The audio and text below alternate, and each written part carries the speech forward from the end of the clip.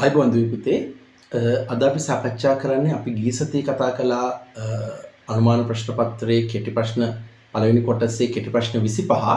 අද අපි බලමු ඒකේ ව්‍යුහගත රචනා ප්‍රශ්න 5ට කොහොමද අපි හරියටම උත්තර ලියන්නේ කියලා. අපි සාකච්ඡා කරන්න පටන් ගමු දැන් පුතේ පළවෙනි ප්‍රශ්න පත්‍රයේ B කොටස ව්‍යුහගත රචනා පේපර් එක. මේකේ පළවෙනි ප්‍රශ්නේ තියෙන භාග ගැටලුව. කුඹුරකින් පහෙන් දෙකක් වල් නෙලීම පළවෙනි දිනේ අවසන් කළ අතර දෙවෙනි දිනේදී කුඹුරෙන් දෙකෙන් එකක් වල් නෙලීම අවසන් කළා. තුන්වෙනි දිනේදී ඔන්න කතාව ඉතිරියෙන් මම කියලා තියෙනවා මේ ඉතිරියෙන් කියන වචනේ තිබ්බොත් ඒක යටින් ඉරක් අහගන්න. ඉතිරියෙන් තුනෙන් දෙකක්ද වල් නෙලලා ඉවරයිලු. හරිද? මුල් දින දෙකේදී වල් නෙලලා අවසන් කළ කොටස මුළු කුඹුරෙන් කීයෙන් පංගුවක්ද කියලා අහනවා. එතකොට පුතේ පළවෙනි දවසේ පහෙන් දෙකක් වල් නෙලලා දෙවෙනි දවසේ දෙකෙන් එකක් වල් නෙළුවා නම් තුන්වෙනි පළවෙනි දවස් දෙකේදී නෙළු ප්‍රමාණය හොයන්න මේ දෙක අපි එකතු කරන්න. හරය සමාන කරගමු. 5යි 5යි දෙකෙන් ගුණ කළා දෙකෙන් ගුණ කළා. 10න් 4 ධන 10න් 5 කියන්නේ 10න් 9ක්. ඔන්න පළවෙනි දවස් දෙක ඉවර වෙද්දී මුළු කුඹුරෙන් 10න් 9ක් වල් නෙලලා ඉවරයි. හරි.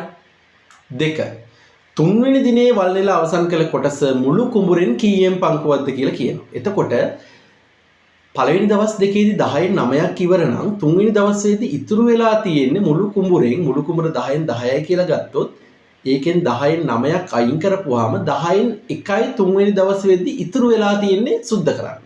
හරි? තුන්වෙනි දවසේ මේ 10න් එකවත් සුද්ධ කරන්නේ නැල්ලු. තුන්වෙනි දවසේ සුද්ධ කරන්නේ මේකෙන් මේ ප්‍රමාණයෙන් තුනෙන් දෙකක් ඉතිරි ප්‍රමාණයෙන් තුනෙන් දෙකක් තමයි සුද්ධ කරන්නේ.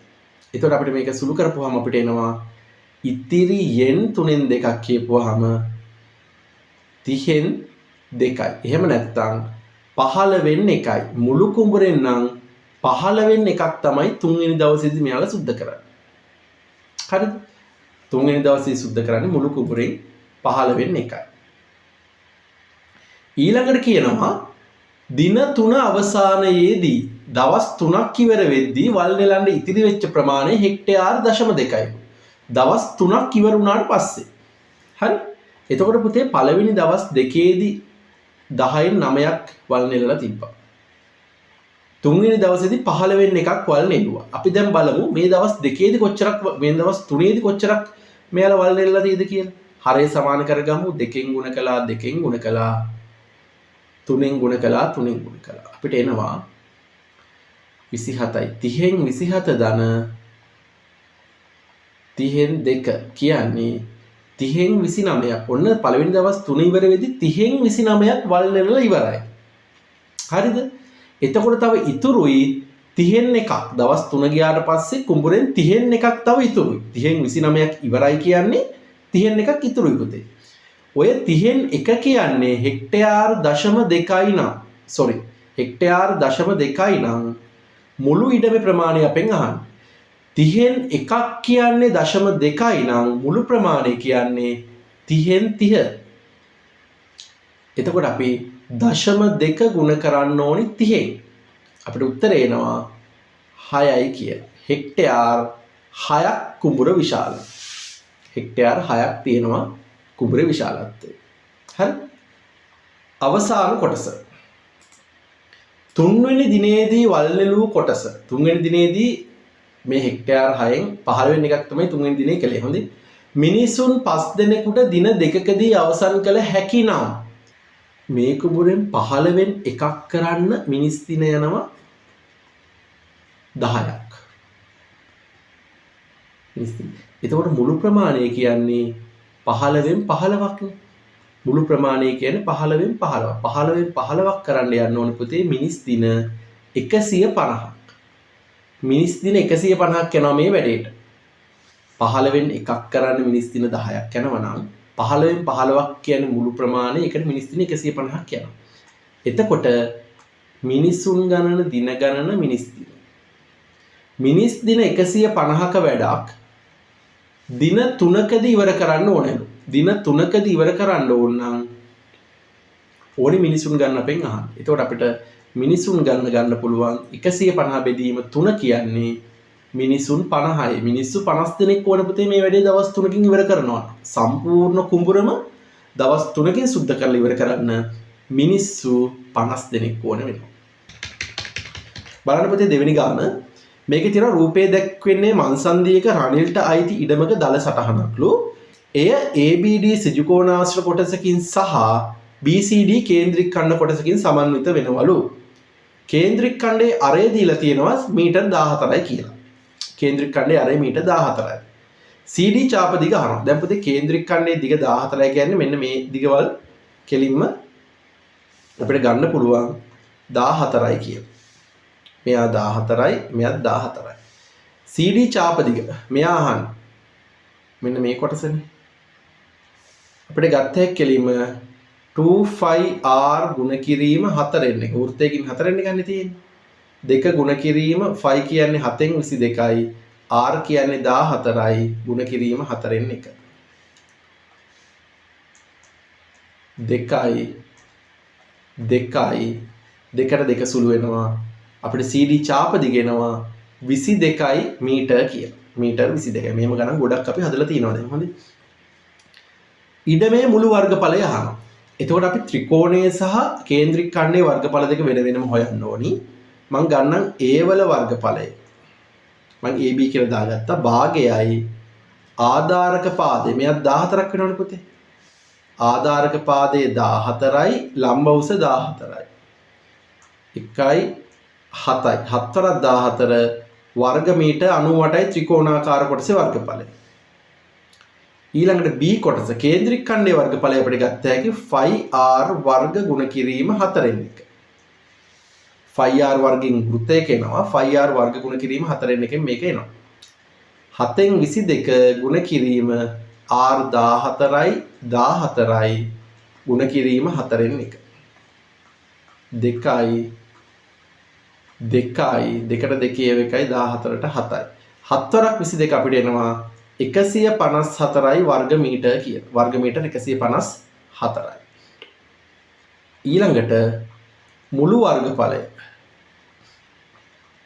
අපිට එනවා 98 ධන 154 කියලා කියන්නේ 252යි වර්ග මීටර්. වර්ග මීටර් 252ක් තියෙන මේ රනිල් මහත්තයාගේ සම්පූර්ණ ඉඩම. හරි.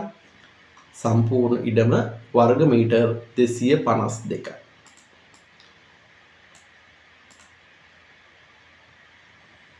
ඊළඟට කියනවා පසුව රනිල් මහතා ඉඩමේ වර්ගඵලයට සමාන ACEF සිජුකෝණාශ්‍ර කොටසක් එකතු කර ගන්නා ලද්ද නම් AF වල වර්ගඵලය දිග අහනවා. AF වල දිග. දැන් පුතේ ඒක මෙහෙමනේ ගන්න. මෙයා අලුතෙන් කෑල්ලක් එකතු කර ගන්නවා මෙන්න මෙහෙම ඉඩමට.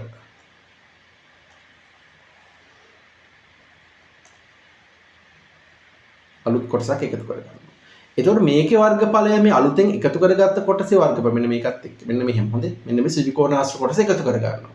මේකේ වර්ගඵලය කලින් මේ ඉඩමේ තිබ්බ වර්ගඵලයට සමානයි. එතකොට 252යි වර්ග මීටර මේ අලුත් කොටසේ වර්ගඵලය. අපෙන් අහන්නේ AF දිග. දැන් පුතේ මේකේ සිජුකෝණාශ්‍රයක වර්ගඵලය හොයන දිග ගුණ කිරීම පළලෙන්නේ. එතකොට බලන්න මේකේ දිග අපි දන්නවා 28යි කියලා. මේ 14 කෑලි දෙකක් තියෙනවා. පළල තමයි AF කියන්නේ. දැන් අපි පළල හොයන්න ඕනේ. හරි? පළල හොයන්නේ මෙහෙමයි. අපිට ගන්න පුළුවන් මේකේ වර්ගඵලය කියන්නේ දිග ගුණ කිරීම පළල.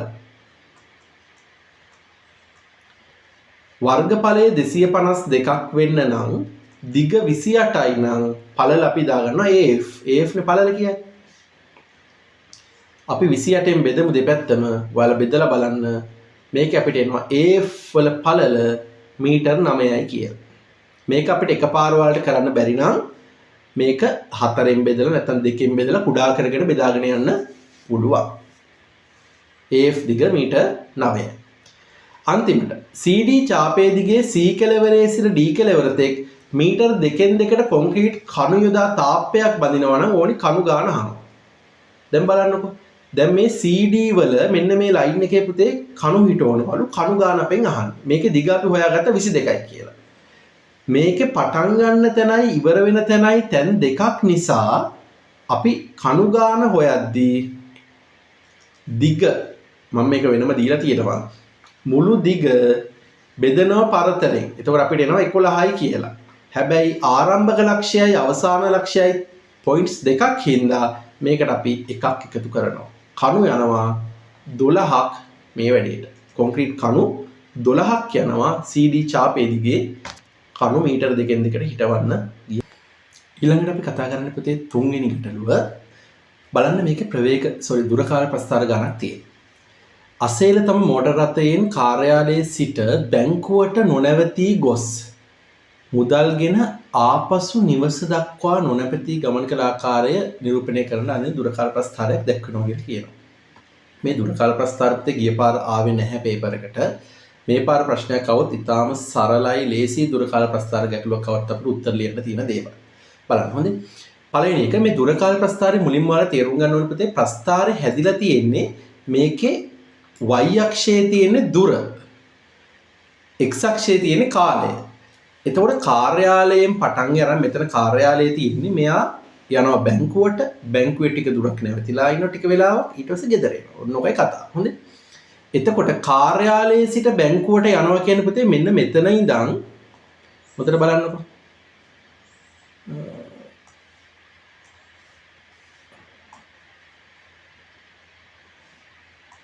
මෙන්න මෙතන ඉඳන් මෙන්න මේ මම රතු පාටින් අඳින ටික තමයි කාර්යාලයේ සිට බැංකුවට යන කතන්දරේ තියෙන්නේ. එතකොට කාර්යාලයේ ඉඳන් බැංකුවට යද්දී යන දුර තමයි මේ අපිට කෙලින්ම ගන්න පුළුවන් y අක්ෂය. කාර්යාලයේ සිට බැංකුවට තියෙන දුර කිලෝමීටර් 60. කිලෝමීටර් 60 මේ පැත්තෙන් කෙලින්ම අපිට ඒක ගන්න පුළුවන්. මෙහෙම ගත්තාම කිලෝමීටර් 60යි තියෙන්නේ. ඊළඟට කියනවා කාර්යාලයේ සිට බැංකුවට මෝටර රථයේ ගමන් කළ වේගය. එතකොට පුතේ වේගය හොයන්නේ අපි දන්නවා දුර බෙදීම කාලය. ඕකනේ සූත්‍රය. දුර බෙදීම කාලය. එතකොට බැංකුවට තියෙන දුර කිලෝමීටර් 60යි වේගය කාලය හොයන්නේ මේ x අක්ෂයෙන්. කාලය හොයන්නේ මෙන්න මෙතෙන්ට යන්න ගිහින් තියෙන කාලය පැය 3යි. 3ෙන් බෙදන්න. දුර බෙදීම කාලය අපිට එනවා 20යි ඒකකයේ අනිවාර්යයි පැයට කිලෝමීටර්. පැයට කිලෝමීටර් 20ක වේගෙන් තමයි මෙහා ගිහින් තියෙන්නේ. හරි. ඊළඟට අසේල බැංකුවේ රැඳී සිටි කාලය අහනවා. බැංකුවේ රැඳී සිටි කාලය කියන්නේ මෙන්න මේක. මේ කොහෙවත් ගිහින් නැහැ බැංකුවේ ඉඳලා තියෙන්නේ. දුර වෙනස් වෙලා නැහැ. හැබැයි බැංකුවේ ඉද්දි දුර වෙනස් වුනේ නැතුණාට වෙලාව වෙනස් වෙන්නේ නැද්ද? වෙලාව යනවා. බැංකුවේ හිටිය කියලා නැහැ. කාලය යනවා. හොඳේ. බලන්න දුර 60ම තියෙනවා කාලය පැයක් ඉස්සරහට ගිහින් තියෙනවා. මේ පැය 3 ඉඳන් පැය 4 වෙනකම්. ඒතකොට බැංකුවේ රැඳී සිටපු කාලය පැය 1යි. පැය 1යි. ඒ කියන්නේ පැය 3ක් ගියා මේකට යන්න මෙයාට. ඊට පස්සේ තව පැයක් බැංකුවේ මෙයා ඉඳලා තියෙනවා. පැය 1ක් එතකොට බැංකුවේ ඉඳලා තියෙනවා. 4. ඔහුගේ චලිතයේ මධ්‍යක වේගය අහනවා. මධ්‍යක වේගය කියලා කියන්නේ පුතේ මුළු දුර බෙදීම මුළු කාලය මුළු දුර මධ්‍යක වේගය මම කෙටියෙන් ලියන්නම්. මධ්‍යක වේගය කියන්නේ මුළු දුර අපි බෙදනවා මුළු කාලය. මුළු කාලය. 4 වෙනි ගාන බලන්න. ජාල රේඛයක් සහ වට ප්‍රස්ථාරයක් එකතු වෙලා ගාන හැදිලා තියෙන්නේ. මේක කියනවා දී ඇති තොරතුරු වලට අනුව ජාල රේඛය සම්පූර්ණ කරන්න කියලා කියනවා. එතකොට පුතේ බලන්න මේකේ පන්ති ප්‍රාන්තර තියෙන විදිහ බලන්නකෝ. 0 20 20 30 40 40 50 50 80 කියලා තියෙනවා. එතකොට මේකේ මුදට බලා ගන්න. හොඳේ. සාමාන්‍ය පන්ති මේකේ මාක් කරලා තියෙන්නේ පන්ති ප්‍රාන්තර 10 10 10 යන විදිහට මාක් කරලා තියෙනවා. එතකොට පුතේ මේ 0 20 කියපුවාම 10 ගොඩවල් තියෙනවා දෙකක් එතන. 0යි 20යි කො 0යි 10යි 10යි 20. පන්ති ප්‍රාන්තර දෙකක් තියෙනවා. ඒ පන්ති ප්‍රාන්තර දෙකෙන්ම පෙන්වන්නේ ශිෂ්‍යයෝ 4 දෙකක්. හරි? දෙකෙන්ම 4ක් පෙන්නනවා නම් අපි එකකින් පෙන්නන ගාන හොයන්න ඕනේ. පන්ති ප්‍රාන්තර දෙකක් තියෙනවානේ. එතකොට එකකින් පෙන්නන ගාන අපිට ගන්න පුළුවන් මේකෙන් භාගය. මේ 4න් භාගය කියන්නේ 2යි. මෙන්න මෙහෙම. 2 කෙලින් මේක අපි අදින්න ඕනේ. ඔන්න ඔහොම ඇඳලා තියෙනවා. හරි බලන්න අපි ඒක අදමු මෙහෙම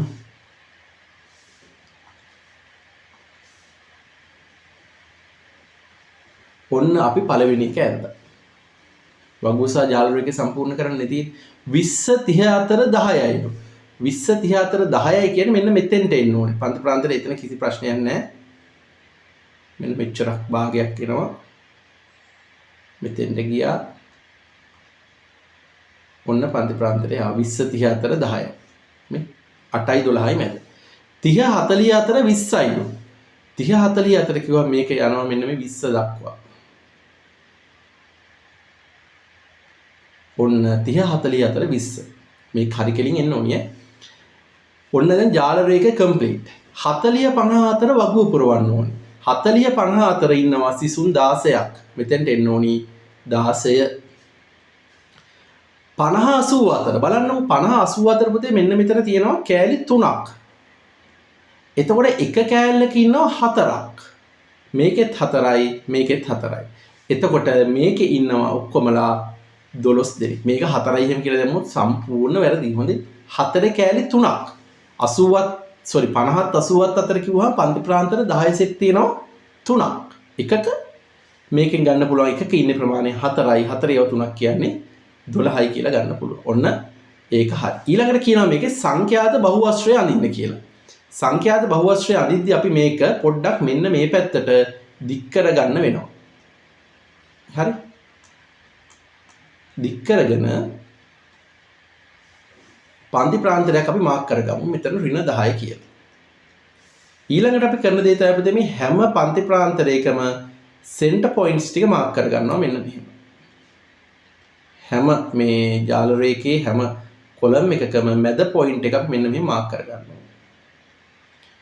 මෙතනත් එහෙම. ඊට පස්සේ අපිට පුළුවන් ඒ මැද පොයින්ට් ටික යා කරගෙන යන්න මෙන්න මෙහෙම. මෙතෙන්ට ගියා උඩට ආවා හොඳට බලා ගන්න හොඳේ මෙතෙන්ට ගියා මේ සංඛ්‍යාත බහුවස්ත්‍රය අපි අඳින්නේ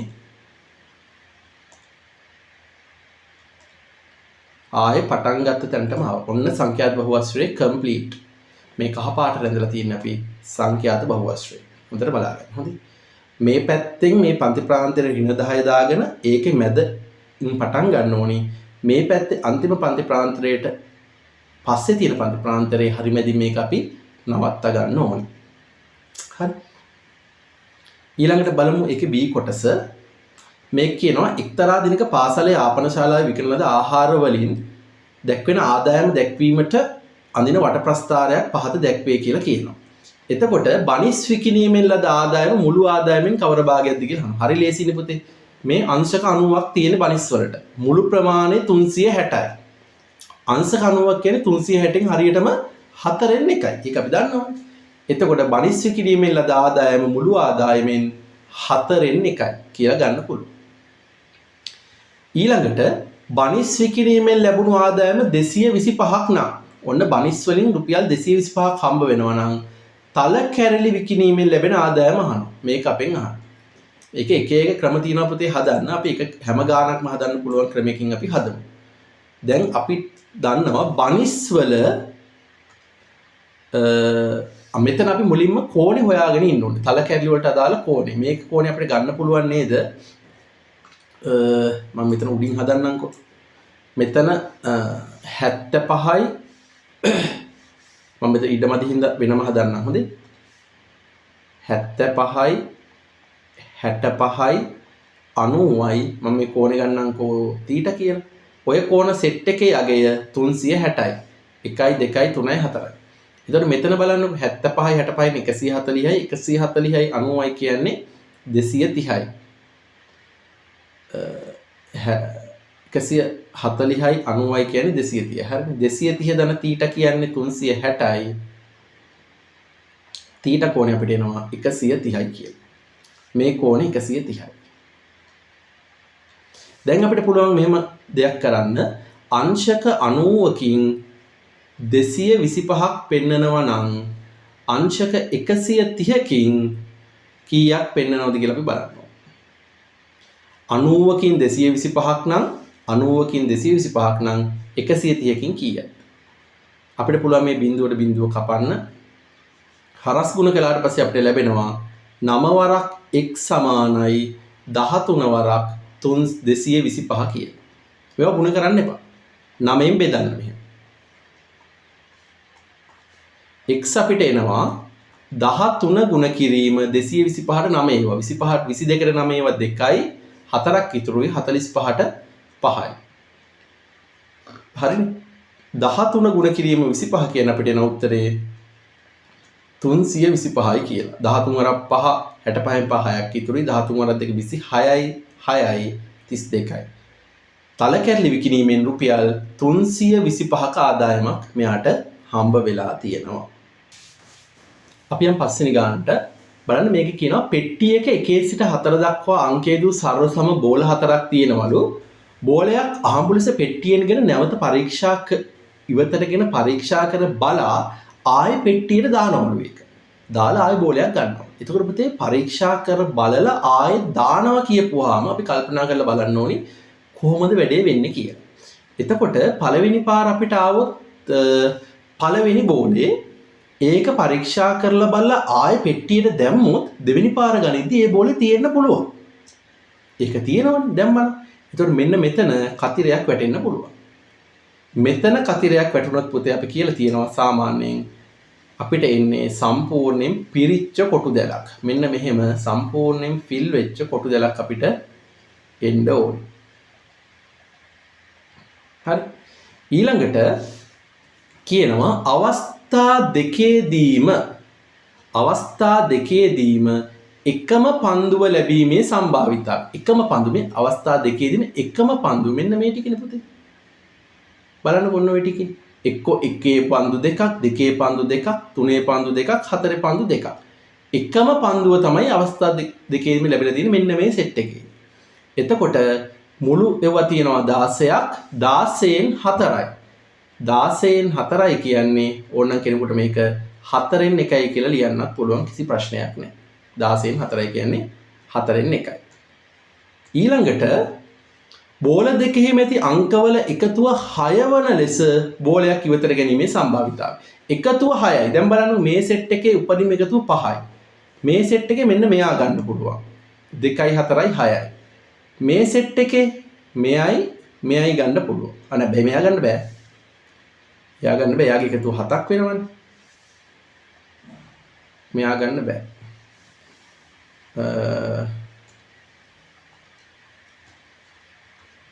කතිරෙත් මැකුණනේ. ඊළඟට ආයෙ ගන්න පුළුවන් අපිට මෙයාගේ 4යි 2යි. මෙන්න මෙයා ගන්න පුළුවන්. එතකොට මෙන්න මේ ටික තමයි එකතුව 6 වෙන්නේ. සම්භාවිතාවය අපිට එනවා එතකොට 16න් 3යි කියලා. 16න් 3යි එකතුව 6 වෙන පන්දු ඉවතට ගැනීමේ සම්භාවිතාවය හරියටම 16න් 3යි. හරි මෙන්න මේ 3යි. එකතුව 6 වෙන 4යි 2යි 6යි 3යි 3යි 6යි 2යි 4යි 6යි. B කොටස. බිස්කට් නිෂ්පාදනය කරන සමාගමක් බිස්කට් සැකසීම සඳහා P හා Q කියන යන්ත්‍ර දෙක පාවිච්චි කරනවලු. P හා Q මගින් බිස්කට් සැකසීමේ සම්භාවිතාව රූප සටහනේ දක්වලා තියෙනවලු. P යන්ත්‍රයෙන් නිපදවන බිස්කට් වලින් 105ක් කැඩෙන බවත් Q යන්ත්‍රයෙන් නිපදවන බිස්කට් වලින් 104ක් කැඩෙන බවත් සොයාගෙන තියෙනවා. රුක් සටහන කම්ප්ලීට් කරන්න කියලා කියනවා මුලින්ම. එතකොට පුතේ අපි දන්න දේ තමයි රුක් සටහනක එක අත්තක් ගත්තාම අත්තේ කොටස් දෙකක් තියෙනවා. ඔය දෙකේ එකතුව එක වෙන්න ඕන. ඒකයි රුක් සටහනක තියෙන සිද්ධාන්තය. අපිට ගන්න පුළුවන් එතකොට මෙතන 4න් 1 නම් මේ අතු දෙකේ එකතුව එක වෙන්න මෙතෙන්ට එන්න ඕනි 4න් 3. 4න් 3යි 4න් 1යි කියන්නේ 4න් 4යි. ඒ කියන්නේ 1යි. මෙතන 100න් 5යි නම් මෙතෙන්ට එන්න ඕනි 100න් 95. එකතුව එක වෙන්න ඕනි. 100න් 100 කියන්නේ එකතුව 1යි. මේක 100න් 4 නම් මෙතෙන්ට එන්න ඕනි 100න් 96. 96යි 4යි කියන්නේ 100න් 100යි. ආයෙත් එකතුව 1යි. ඔන්න ඔහොමයි අපි රුක් සටහන කම්ප්ලීට් කරන්නේ. ඊළඟට කියනවා අහම්බු ලෙස තෝරාගත්ත බිස්කට් එකක් නොකැඩුණු බිස්කට් එකක් වීමේ සම්භාවිතාවය කොහොමද කියලා අපෙන් අහනවා. එතකොට බලන්න ඔන්න P යන්ත්‍රයෙන් අපි බිස්කට් එකක් ගන්නවා නිෂ්පාදනය කරනවා. ඒක නොකැඩුණු එකක් වීමේ සම්භාවිතාවය එන්නේ මෙන්න මේ අත්තෙන්.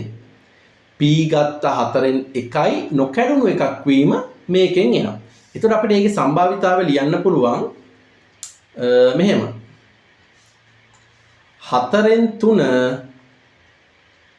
ගුණ කිරීම 100න් 95. ඒක විතරක් නෙවෙයි තව තියෙනවා. ඔන්න Q එකෙන් අපි එකක් හදනවා. ඒක නොකැඩුණු එකක් වීම මෙන්න මේ අත්ත දිගේ ගියහම නොකැඩුණු එකක් අපිට හම්බ වෙනවා. බලන්න. මෙන්න මේක. NR කියන්නේ කැඩිච්ච නැති. මෙතන දීලා තියෙනවා ඒක. එතකොට අපිට ඒක ලියන්න පුළුවන්.